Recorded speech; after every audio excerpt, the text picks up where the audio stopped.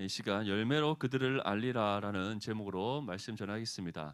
오늘은 이단 경계 주일입니다. 우리가 매해 이단 경계 주일로 지키는 이유는 그만큼 다양한 이단들이 오늘날 이 시대에 많이 있기 때문입니다. 여러분도 혹시 과일을 고를 때 어떤 과일이 좋은 과일인지 또는 나쁜 과일인지 구분하는 방법을 혹시 알고 있습니까?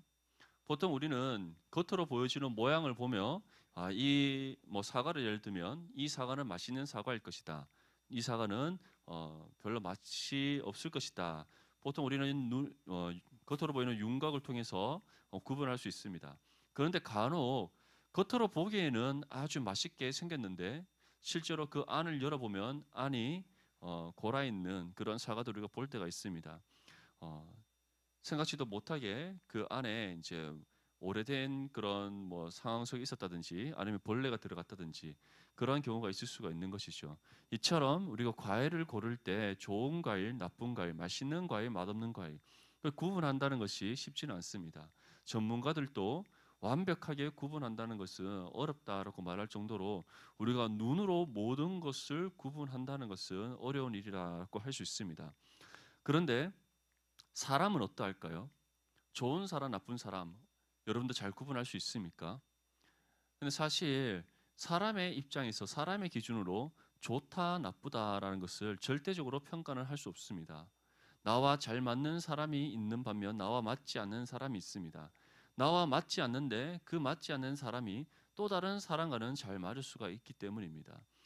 그렇기 때문에 우리가 어떠한 사람을 특정하게 이 사람은 나쁜 사람이다. 이 사람은 좋은 사람이다. 우리가 확실하게 구분하기는 어렵습니다. 그런데 성경은 거기에 대한 분명한 기준을 우리에게 제시해 주고 있습니다. 사람이 기준이 아닌 하나님 말씀의 기준을 봤을 때 누가 선한 사람이고 누가 나쁜 사람인지 누가 하나님 편에 속한 사람이고 그렇지 않은 사람인지를 확실하게 우리에게 구분 지어 줍니다. 이러한 구분으로 인해서 세상은 때론 우리를 손가락질할 때가 있습니다. 기독교인들은 이기적이다. 기독교인들은 자기들끼리만 뭉친다. 기독교인들은 자기들만이 선하다라고 생각한다. 근데 왜 세상이 우리를 향해 그렇게 손가락질하고 우리를 공격할까요? 반대로 생각해 보면 그들 스스로도 자신들이 하나님의 선에 속하지 못한 존재라는 것을 알고 있기 때문입니다. 특별히 진리의 문제에 있어서 왜 이단들이 교회를 공격하는지 아십니까? 왜 교회를 향해서 손가락질하는지 아십니까? 왜 교회를 무너뜨리려고 그들이 온갖 악한 술수를 다 부리는지 아십니까? 그들이 스스로가 진리가 없음을 알고 있기 때문입니다. 그들 스스로가 자신들이 거짓임을 알고 있기 때문이에요. 그래서 그 거짓을 감추기 위해서는 진리가 무너져야 되는 겁니다. 그들이 거짓이 아닌 진리가 되기 위해서는 참 진리를 갖고 있는 우리 크리스천들이 무너져야 되는 겁니다. 그렇기 때문에 그들은 어떻게 해서든 교회 안으로 침투해서 우리를 무너뜨리려 하고 우리를 거짓으로 미혹하려 하고 그리고 교회의 분열을 일으키기 위해 공격을 하는 겁니다. 그런데 이러한 일들은 기독교 2000년의 역사 가운데 계속해서 일어났습니다. 성경은 분명한 기준을 정합니다. 하나님 편에 속한 사람만이 선하다. 그 외의 모든 것은 다 악하다라고 규정을 합니다. 하나님께서 의롭다 인정한 그 사람만이 참 의인이요 나머지 모든 사람들은 죄인이다라고 말씀합니다. 하나님께서는 분명한 이 기준을 우리에게 제시하셨고 이 기준은 결코 변하지 않는다라고 말씀했습니다. 그렇다면 우리는 어디에 속한 사람들입니까?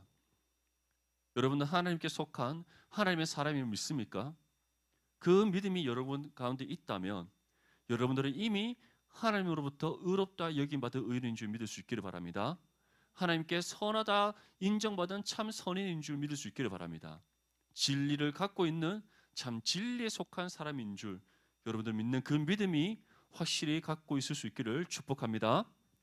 이와 반대되는 모든 사람들은 그들 스스로가 하나님을 대적한다고 성경은 말씀하고 있습니다. 그들이 세상을 벗삼아 살아간다고 말씀하고 있습니다. 그들 모든 사람이 악하되 그 악의 끝이 없다라고 말씀하고 있고 그들 모두가 전적으로 타락하여 부패했고 하나님의 심판을 통한 멸망을 벗어날 수 없는 사람들임을 우리에게 말씀하고 있습니다. 그런데 그들 중에 특별히 어떠한 특정한 사람들이 교회를 공격합니다. 세상 자체가 교회를 향해 공격을 하지만 그 중에 특별히 교회의 무너짐을 위해 수고하고 분투하는 무리가 있음을 우리에게 전합니다. 그것은 지금 현재만 있었던 일이 아니고 이전에도 있었고 예수님 시대에도 있었습니다. 그들을 가리켜 우리는 끝이 다르다고 해서 이단이다라고 규정을 하고요. 성경에서는 거짓 선지자, 거짓 교사 또는 거짓 선생이라고 우리에게 전하고 있습니다. 왜 그들을 가리켜 거짓 선지자라고 하는가? 거짓 교사, 거짓 선생이라고 왜 성경 우리에게 전하는가? 그들이 거짓된 가르침을 전하여서 믿음의 성도들을 미혹하기 때문입니다. 그들은 우리가 눈으로 구분하기 어려운 모습으로 다가옵니다. 우리가 어떤 과일이 좋으냐 나쁘냐 확실하게 구분할 수 없듯이 겉으로 봐서는 우리가 확실하게 그것을 구분할 수 없듯이 우리의 눈으로 보기에는 구분할 수 없는 모습으로 우리에게 다가옵니다. 본문 15절 말씀을 함께 읽겠습니다. 시작. 거짓 선지자를 삼가라. 양의 옷을 입고 너에게 나오니 속에는 노략질하는 일이라. 오늘 예수님께서는 무엇이라 말씀하고 있습니까? 거짓 선지자들을 삼가라. 다시 말해서 이단들을 너희는 삼가 조심해라 라고 말씀합니다. 그런데 얼마만큼 우리가 그들을 조심해야 되는가? 그들이 우리의 눈에 보기에는 우리와 전혀 다를 바 없는 신앙의 모습으로 다가온다는 거예요. 양의 옷을 입고 너에게 나온다. 성경에서 양은 누구를 가리킵니까? 바로 하나님의 자녀들을 가리킵니다. 시편 23편에 여호와는 나의 목자시니 내게 부족함이 없으리로다 라고 말씀할 때 다윗의 그 고백에는 하나님께서는 우리의 삶의 목자가 되시고 우리는 그의 양이 된다는 것을 뜻합니다. 이처럼 양이라는 것은 하나님께 속한 그의 자녀들을 상징하는 표현입니다. 그런데 그들이 어떠한 모습으로 우리에게 다가온다고 말씀합니까? 양의 옷을 입고 너희에게 다가온다. 다시 말해 너희의 눈으로는 거짓 선지자들을, 거짓 교사를, 거짓 선생을 구분할 수 없는 그러한 우리와 비슷한 모습으로 다가온다는 거예요. 육안으로 확인할 수 없고 분별할 수 없을 정도로 너무나도 비슷한 모습으로 다가온다는 겁니다. 그런데 그 안에는 어떠한 것이 들어있다고 말씀하고 있습니까? 노략질하는 일이라. 그들이 우리 가운데 다가오는 이유, 그들이 우리 주변에 어슬렁거리는 이유, 교회 공동체 안에 들어와서 우리와 동일한 신앙의 모습을 띠면서 우리와 함께 신앙생활하는 이유, 우리를 노략질하기 위해서다라고 말씀하고 있습니다. 여기서 노략질한다는 것은 우리로 하여금 진리의 길을 떠나 죄 가운데로 나아가도록 하기 위해서 그들이 우리 가운데로 온다는 겁니다. 여러분들 혹시 이단을 만나본 적이 있습니까? 저는 직접 이단을 만난 적도 있지만 특별히 이단에 빠졌다가 돌아온 청년을 만난 적이 있습니다. 제가 교육전도사 시절에 신천지에 빠졌다가 돌아온 청년이 있었어요. 지금은 건강하게 신앙생활을 잘 하고 있습니다. 그 청년은 깊이 빠지지는 않았던 것 같아요. 그때 간증을 하는 것을 들었었는데 처음에는 성경 공부를 하자고 다가온답니다. 그래서 성경 공부를 이제 하기 시작하는데 사실 그 청년이 이렇게 고백을 해요. 교회에서는 자기가 이런 성경 공부를 배워본 적이 없다는 겁니다. 예배를 드리고 어린 시절부터 모태신앙으로 자라면서 교회에서 많은 공과 교육을 또 그가 받았지만 실질적으로 그것은 다 그냥 형식적이었던 것 같다라고 얘기를 합니다. 그리고 한 번 또 교회를 다니면서 수련회 가서 하나님의 은혜를 받고 그리고 하나님을 인격적으로 만난 그런 시간들이 있었지만 우리가 매주일 드려지는 예배 가운데 하나님의 은혜를 깊이 경험하는 순간들을 맛보지 못했다는 거예요. 저는 그 얘기를 들으면서 너무 안타까웠습니다. 왜 우리의 예배가 은혜가 없는 예배가 되었는가? 왜 우리의 예배가 한 영혼에게 은혜의 감격과 기쁨을 주지 못하는 예배가 되었는가? 저는 그때부터 예배에 대한 많은 고민을 하기 시작했습니다. 근데 그 청년이 그렇게 무기력한 영적인 생활을 하는 가운데 이제 대학교 캠퍼스에 들어가서 한 선배를 만나게 됩니다. 그 선배가 이제 성경 공부를 하자. 자기가 교회에서 또 훈련 받는 것이 있는데 그것을 함께 너와 나눴으면 좋겠다. 너가 이런 갈급함이 있으니까 나와 함께 공부를 하면서 그 갈급함을 좀 해결했으면 좋겠다. 그래서 성경을 배우기 시작한 겁니다. 처음부터 요한계시록을 배웠으면 좀 이상하다라고 생각할 수 있었겠죠. 근데 그렇게 접근하지 않았던 거예요. 복음서에 있는 내용들부터 시작해서 그리고 사도 바울의 서신들을 공부를 하고 그렇게 점진적으로 공부를 하면서 요한계시록까지 접근을 하는 겁니다. 그 청년이 생각하기에는 성경 각 권별로 이렇게 배우는가 보다라고 생각을 했던 거예요.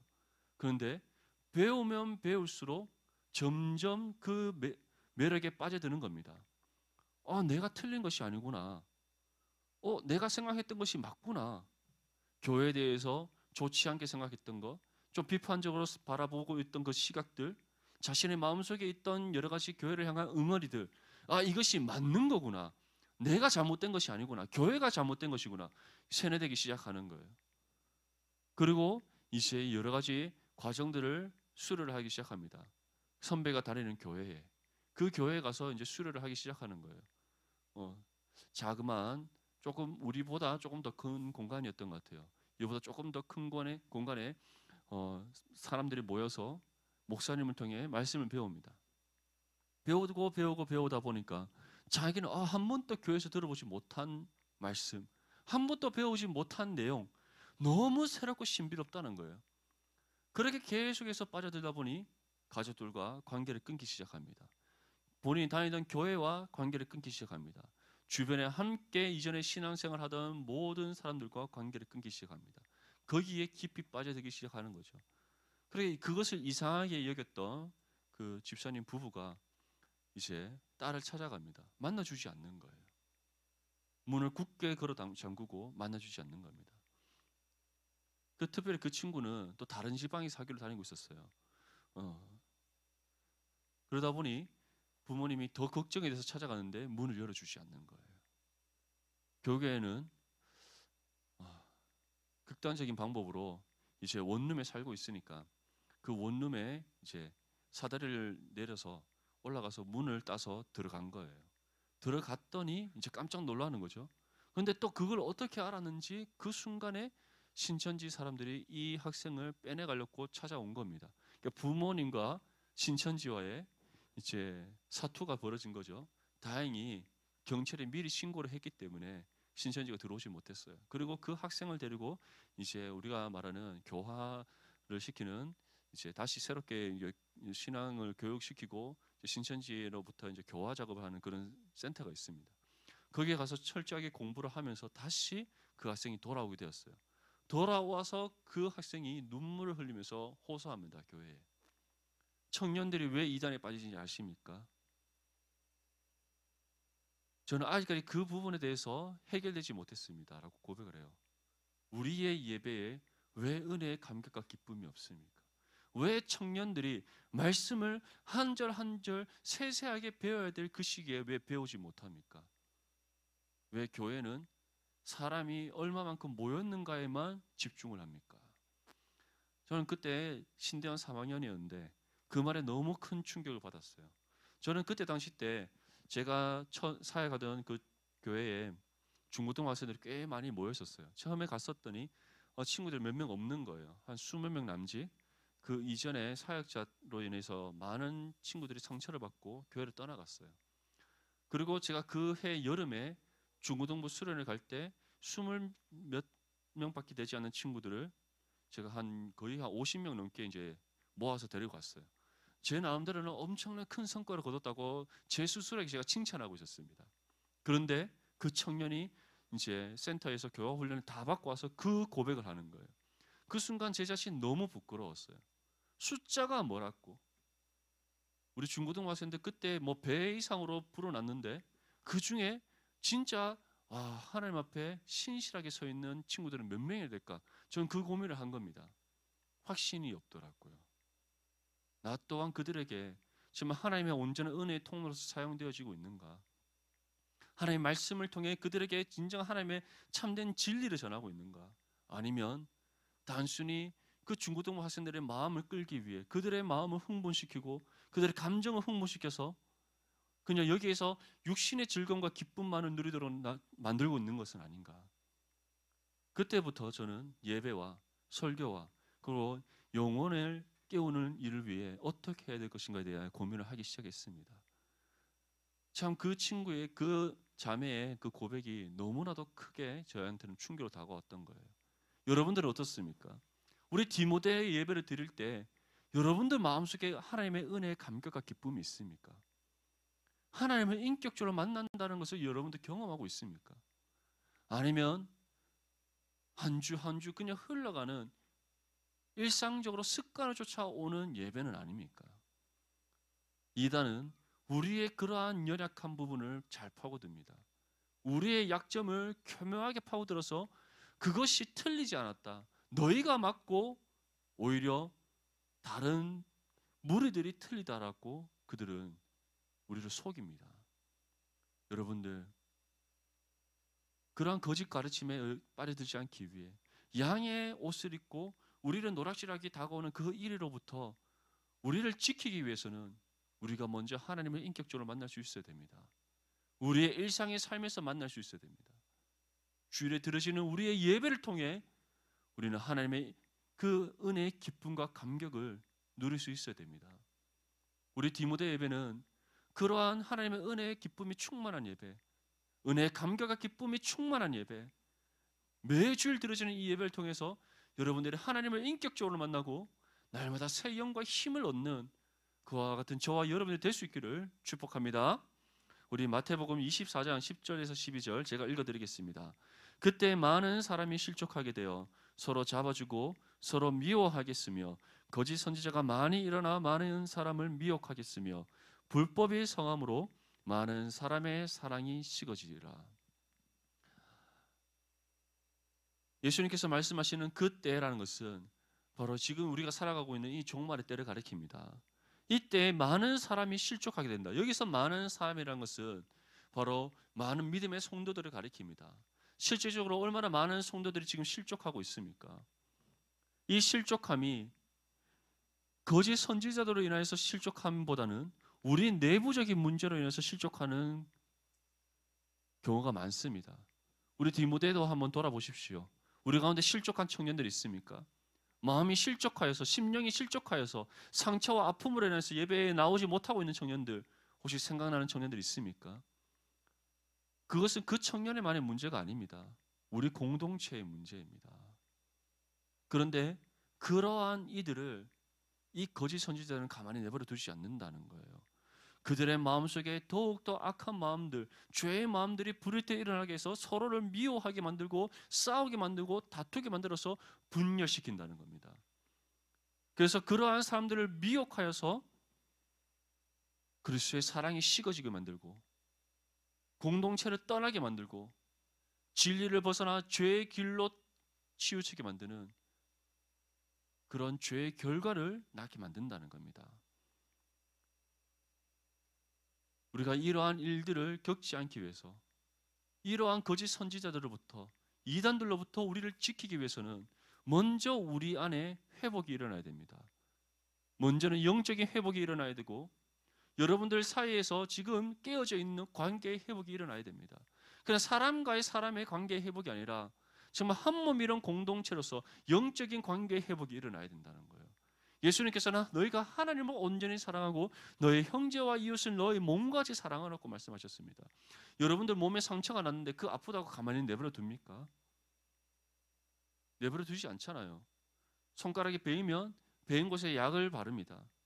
넘어져서 손이 까이면 까인 곳에 빨리 낫도록 약을 바릅니다. 배가 아프거나 복통이 있거나 또는 머리가 아프면 여러분들이 약을 먹잖아요. 빨리 몸을 낫도록 하기 위해, 다시 회복하기 위해 우리가 수고하듯이 우리가 한 몸이라는 지체들 중에서 누군가가 헐벗고 굶주리고 또는 상처 있고 관계가 깨어진 그런 모습들이 있다면 우리가 먼저 다가가서 사랑의 손길을 내밀 수 있어야 됩니다. 그 상처받은 영혼들을 위해서 기도해 줄 수 있어야 됩니다. 우리 안에서 먼저 그리스도의 사랑이 회복되지 않고 우리 안에서 먼저 깨어진 관계가 회복되지 않는다면 우리는 이와 같은 거짓 선지자들, 우리의 아픔과 우리의 상처와 우리의 연약함을 파고들어서 우리를 분열시키고 무너뜨리려고 하는 그 모든 악한 세력들로부터 우리는 싸워 이길 수가 없는 거예요. 우리 디모데의 지체들은 정말 우리 안에 깨어진 관계를 다시 회복하는 일에 앞장설 수 있기를 바랍니다. 우리 정말 디모데 공동체가 그리스도의 사랑 안에서 온전히 하나됨을 이룰 수 있도록 우리가 먼저 그 헐벗고 상처 입은 영혼들에게 다가갈 수 있기를 바랍니다. 우리가 견고한 그리스도의 몸된 교회를 이룰 때 그 어떠한 악한 세력도 우리 가운데 틈타지 못한다는 사실을 여러분들 기억할 수 있기를 바랍니다. 우리 본문 16절 말씀을 함께 읽겠습니다. 시작.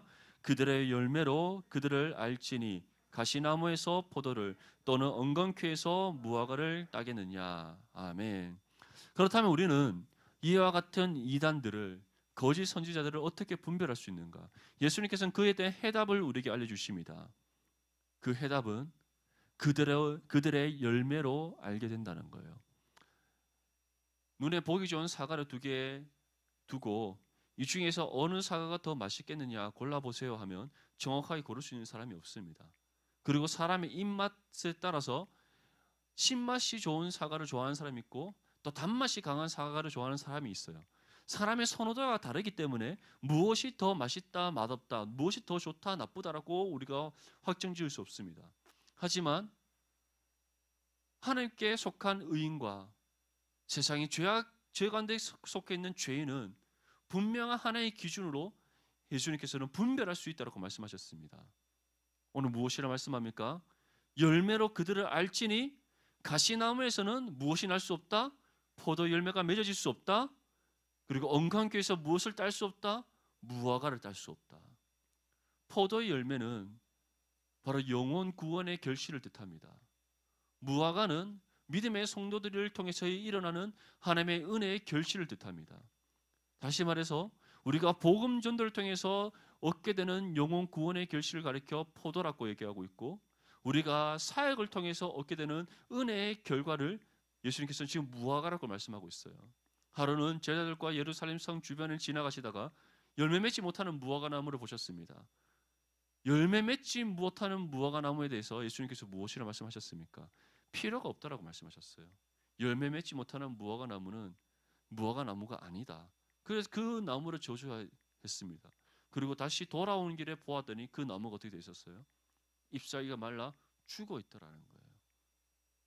하나님의 믿음의 성도들, 하나님께 속한 진정한 참된 하나님의 자녀들은 그의 삶을 통해서 하나님께서 이루시고자 하시는 뜻이 있습니다. 맺게 하시고자 하시는 열매가 있습니다. 그래서 반드시 무화과 나무에는 무화과가 열리도록 하시고, 그리고 포도나무에 포도가 맺어지게 하시는 하나님이신 줄 믿을 수 있기를 바랍니다. 예수님께서는 열매로 그들을 알리라. 그들에게는 결코 영혼 구원의 결실에 맺을 수가 없다. 하나님의 나라가 그들을 통해서 이 땅 가운데 이루어질 수 없다라고 말씀하고 있는 거예요. 그래서 오직 누구를 통해서 이루어질 수 있다? 하나님께 속한 그의 자녀들만을 통해서 영혼 구원의 열매가 맺어질 수 있고 무화과가 맺어질 수 있다. 하나님의 나라의 그 결실이 이 땅 가운데 맺어지게 됨을 말씀하고 있는 겁니다. 본문 17절에서 18절 말씀에 다음과 같이 우리에게 전합니다. 이와 같이 좋은 나무마다 아름다운 열매를 맺고 못된 나무가 나쁜 열매를 맺나니 좋은 나무가 나쁜 열매를 맺을 수 없고 못된 나무가 아름다운 열매를 맺을 수 없느니라. 좋은 나무는 좋은 열매를, 나쁜 나무는 나쁜 열매를 맺게 되어 있다는 거예요. 좋은 나무에 나쁜 열매가 맺어질 수 없다는 것은 하나님께 속한 믿음의 성도들의 삶 가운데 죄의 열매가 맺어질 수 없다는 거예요. 하나님께서 그렇게 맺어지지 못하도록 하나님께서 우리를 가만히 내버려 두지 않는다는 겁니다. 또 나쁜 나무에서 좋은 열매가 맺어질 수 없다. 왜냐? 그들은 하나님과 상관없는 삶을 살아가는 죄인이기 때문이에요. 죄인들에게는 오직 죄의 열매만이 맺어지게 된다는 겁니다. 이 사실을 분명히 기억할 수 있기를 바랍니다. 우리는 열매로 그들을 분별할 수 있습니다. 그들이 양의 옷을 입고 우리 가운데 있다 할지라도 그들의 삶 가운데는 오직 무엇만이 맺혀진다? 나쁜 열매가 맺어진다는 거예요. 가시나무에서 포도를 맺을 수 없듯이, 엉겅퀴에서 무화과를 딸 수 없듯이 그들의 삶 가운데서는 결코 영혼 구원의 열매라든지 또는 하나님의 나라가 이루어지는 것이 있을 수 없다는 겁니다. 우리의 모습이 연약해 보일지 몰라도, 부족해 보일지 몰라도, 뭐 하나 내세울 게 없는 삶이라 할지라도 진정한 참된 믿음의 성도라면 하나님께서 그 성도의 삶을 통해 영혼 구원의 열매를 맺게 하신 줄 믿을 수 있기를 바랍니다. 여러분들의 한 사람 한 사람의 삶 가운데 하나님께서 계획하신 일들을 분명히 이루시고 그 뜻이 이루어짐을 통해서 하나님께서는 자신의 나라를 이 땅 가운데 이루어 가신다는 사실을 기억할 수 있기를 바랍니다. 사람들은 겉모습을 보고 판단합니다. 가진 것으로 판단합니다. 그리고 그 사람의 능력을 가지고 구분합니다.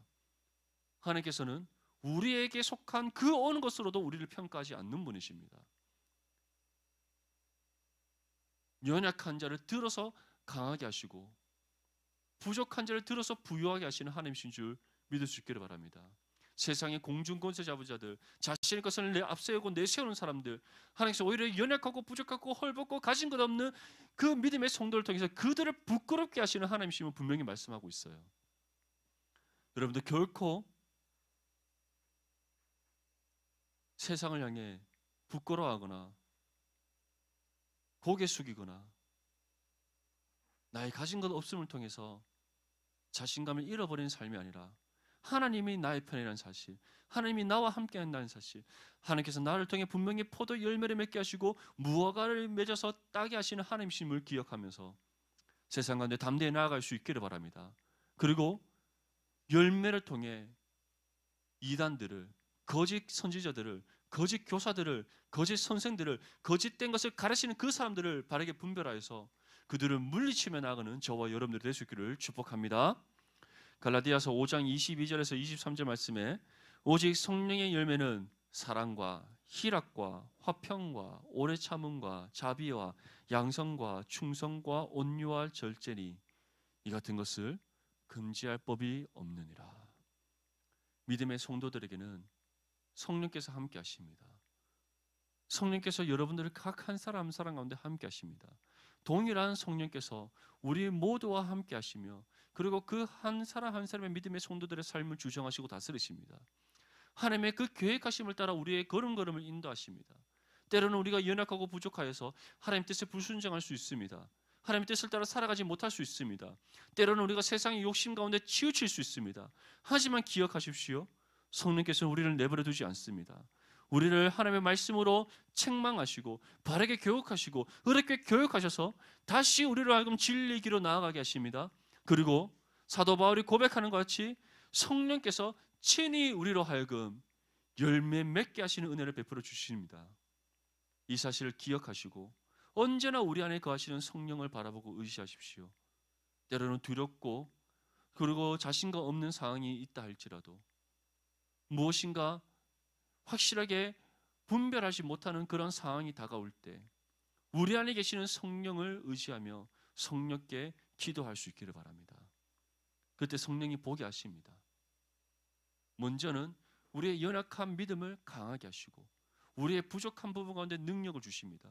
그리고 여러분들에게 믿음의 눈과 진리의 눈을 허락해 주셔서 거짓을 분별하게 하시는 은혜를 베풀어 주십니다. 우리가 하는 것이 아닙니다. 성령께서 우리를 통해 보게 하시고 분별하게 하시고 그리고 믿음의 담대함으로 이기게 하신다는 사실을 기억할 수 있기를 바랍니다. 호세아서 10장 13절 말씀에 너희는 악을 바꿔라 죄를 거두고 거짓 열매를 먹었나니 이는 내가 내 길과 내 용사의 많음을 의뢰하였습니다. 세상에 속한 죄인들, 거짓된 삶을 살아가는 그들은 악으로 밭을 가는 사람들입니다. 죄의 씨를 뿌리는 사람들입니다. 그리고 죄의 열매를 거두어 먹는 사람들입니다. 그들이 결코 우리와 같을 수 없음을 기억하기 바랍니다. 그들의 삶 가운데 분명하게 열매를 통해 드러나게 됩니다. 지금은 우리가 모를 수 있습니다.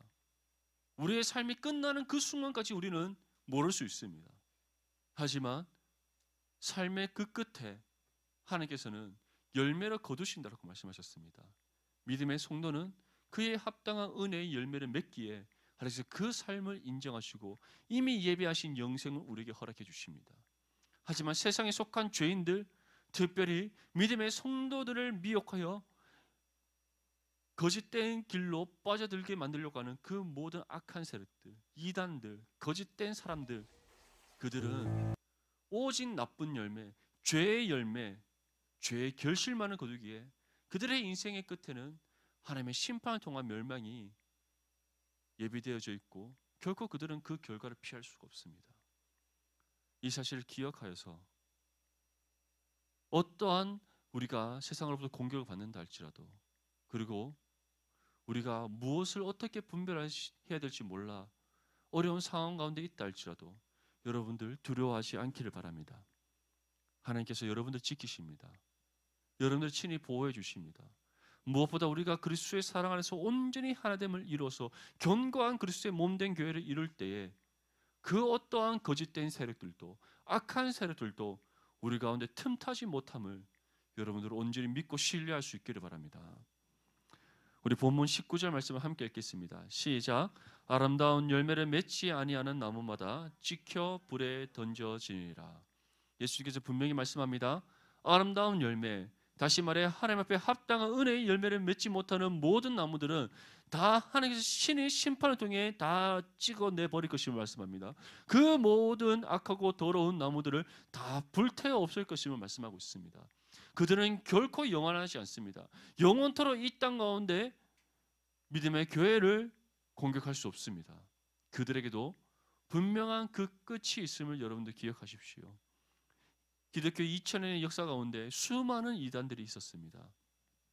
그 이단들 중에 지금 잔존해 있는 세력이라고는 그 옛날 종교개혁자들이 세상에 가장 큰 이단이라고 규정했던, 그리고 그 단체의 수장을 가리켜 이 수장이 진정한 적그리스도라고 말했던 로마 가톨릭입니다.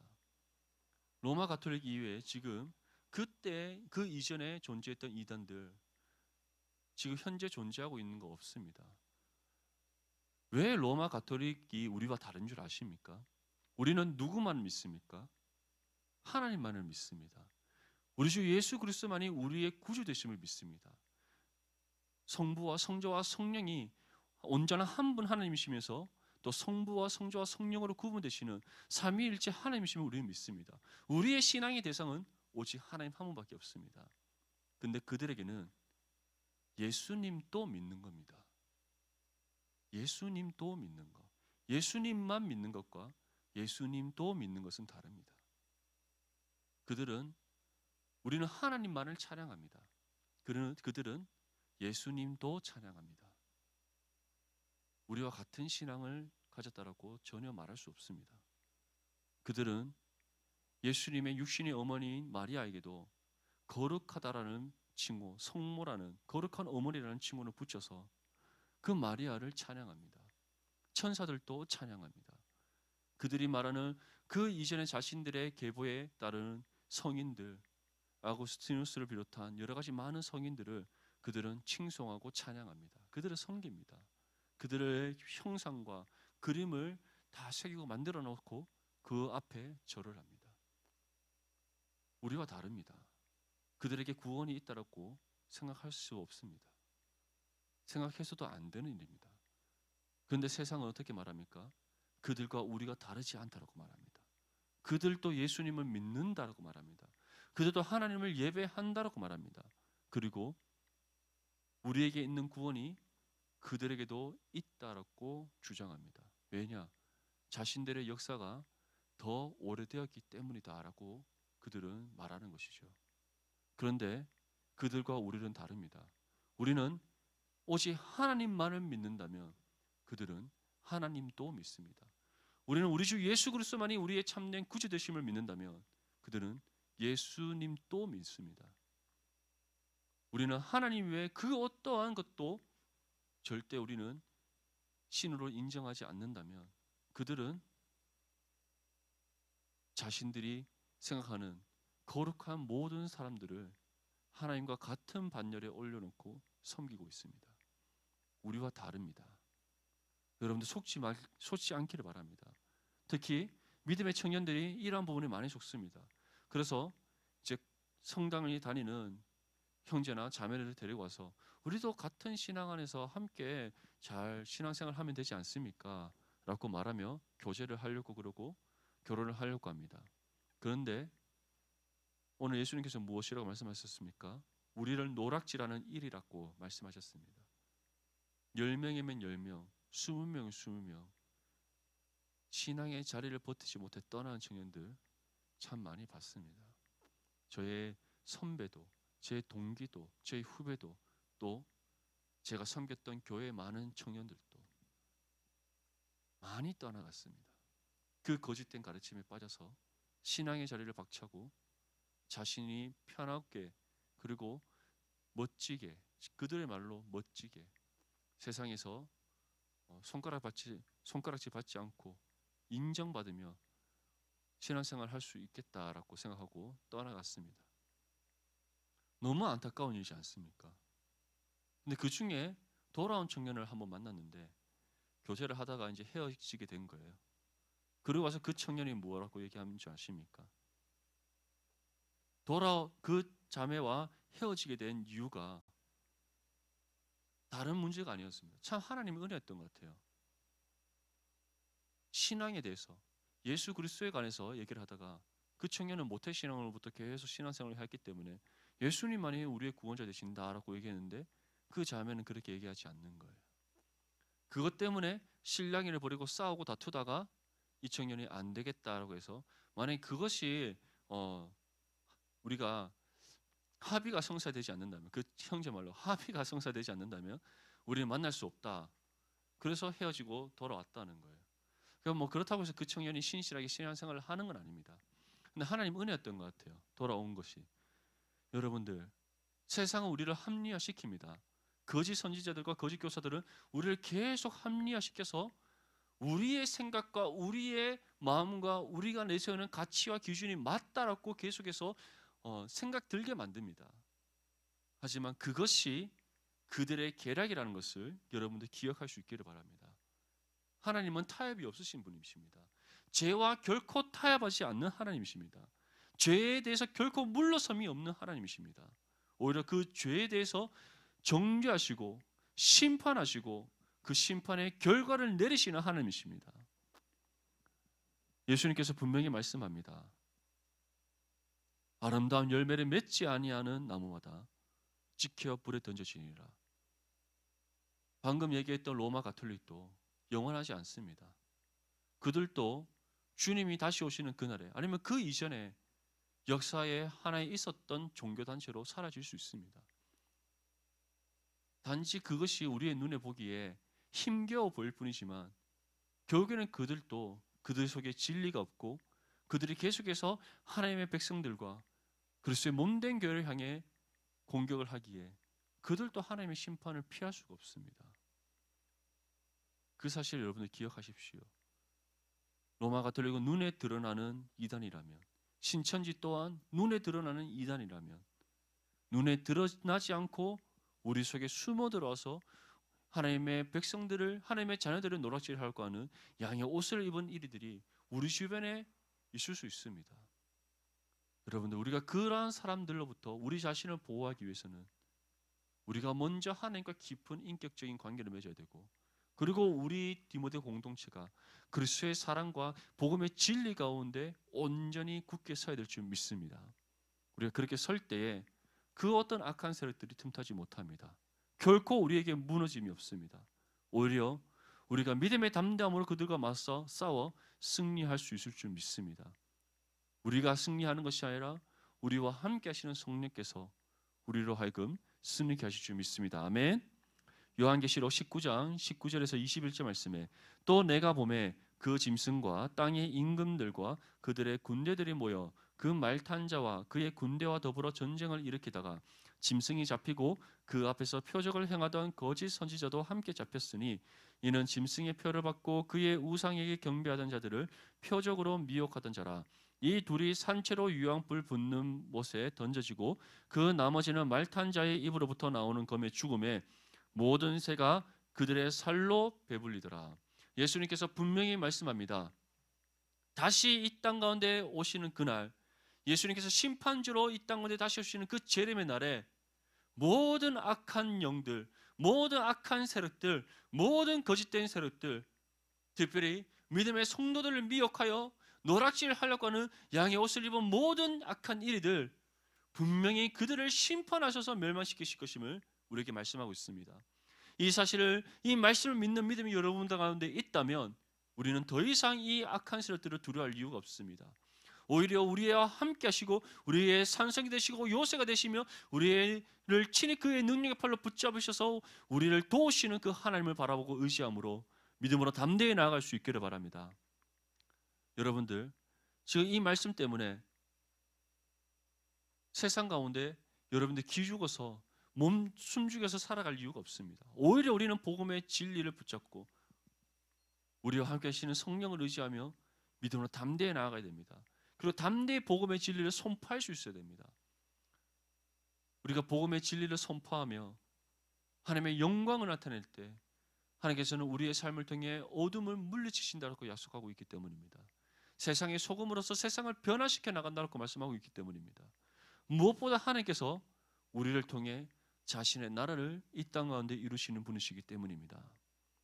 세상은 지금 하나님의 심판의 그 때를 향해서 나아가고 있을 뿐입니다.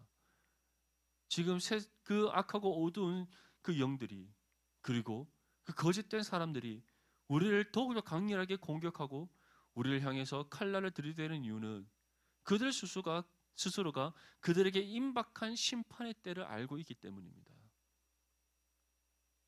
이미 전쟁에서 승리한 우리들입니다. 예수님께서 십자가에서 죽으심과 부활을 통해 죽음을 이기시고 부활하심을 통해 이미 승리를 이루셨고 그 승리를 하나님의 자녀된 우리에게 이미 안겨다 주셨습니다. 그런데 승리한 우리가 패배한 사람처럼 살아갈 이유가 있습니까? 그럴 이유는 없습니다.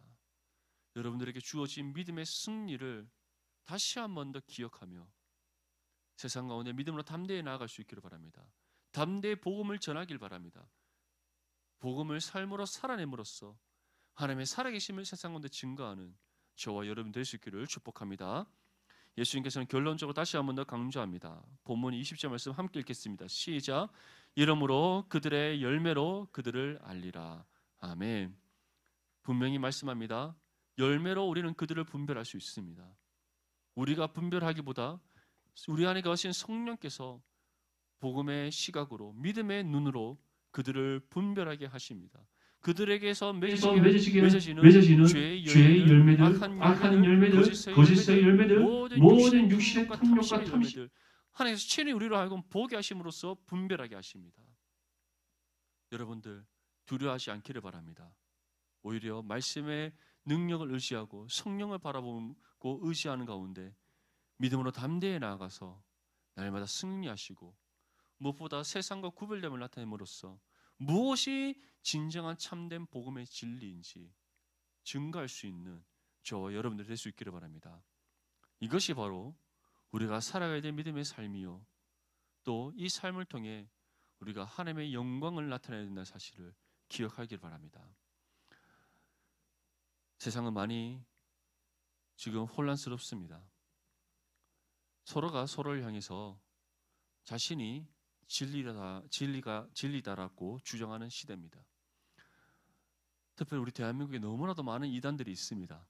캠퍼스에 그리고 이제는 직장에까지 어느 곳에서 우리는 이단을 만난다 할지라도 별 이상할 것이 없는 그런 세상이 되어버렸습니다. 오히려 진리를 소유하고 있는 믿음의 성도들과 교회들이 세상으로부터 손가락질 받고 질타받는 시대가 되었습니다. 그렇다고 해서 우리가 기죽어 살 필요 없습니다. 오히려 이때가 기회라고 저는 생각합니다. 먼저는 우리가 회복되어야 됩니다.